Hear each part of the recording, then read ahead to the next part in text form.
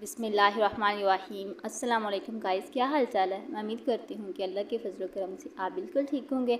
तो गाइज़ तैयारी कर रहे हैं फिर तो मुझे कमेंट सेक्शन में ज़रूर बताइएगा कि जो मैं लेक्चर अपलोड करती हूँ वो आप इंटरेस्टिंग के साथ देख रहे हैं, पढ़ रहे हैं। उनको मैंने पहले भी कहा था, अपनी वीडियोस में कह चुकी हूँ कि आप इनके नोट्स बना के रखें, क्योंकि वीडियो सुनने से ठीक है ज़हन में आ जाता है। मैं ये नहीं कहती कि बैठता है, कुछ इन्फॉर्मेशन मिलती है, लेकिन जब हम नोट्स नहीं बनाते तो तब तक हमें जब देखिए हमने 30 मिनट की वीडियो सुनी है, 20 मिनट की सुनी है या सेकंड की सुनी है, तो वो ज़ाहिर सी बात है वो तो उतने देर तक जो इन्फॉर्मेशन वो हमारे माइंड में बैठेगी। तो जब हम नोट्स बना के अपने पास रखेंगे तो किसी भी वक्त हम पढ़ सकते हैं। ज़ाहिर सी बात है हर बंदे के पास यूट्यूब पैकेज नहीं होता ऑल टाइम, तो अगर हमारे पास नोट्स पड़े होंगे तो हम रजिस्टर उठाएँगे तो कब जहाँ मर्ज़ी बैठ के भी हम पढ़ सकते हैं।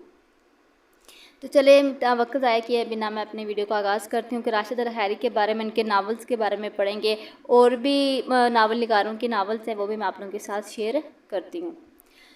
इनको राशिद अल खैरी को मुसव्विर गम का लक़ब दिया गया। इन्होंने हिंदुस्तानी औरतों ख़ासकर मुस्लिम ख़वातीन की दर्दनाक ज़िंदगी को अपने नावलों का मौजू बनाया और माशरे में इनकी जो दर्दनाक हालत है इसकी तस्वीर कशी की है राशिद अल खैरी ने किया।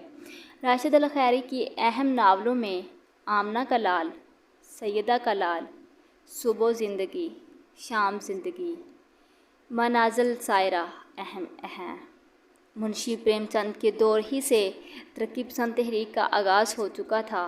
तरक्की पसंद तहरीक का नारा ही अदब बराए अदब न होकर अदब बराए ज़िंदगी था। इसका मतलब अदब में समाजी मसाइल का पेश करना।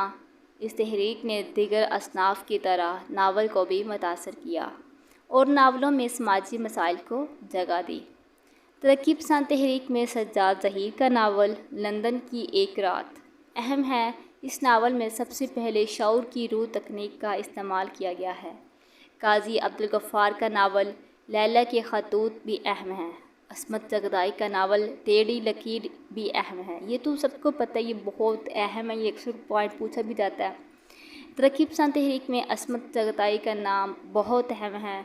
इनका पहला नावल ज़िद्दी है, लेकिन सबसे ज़्यादा मशहूर टेढ़ी लकीर है।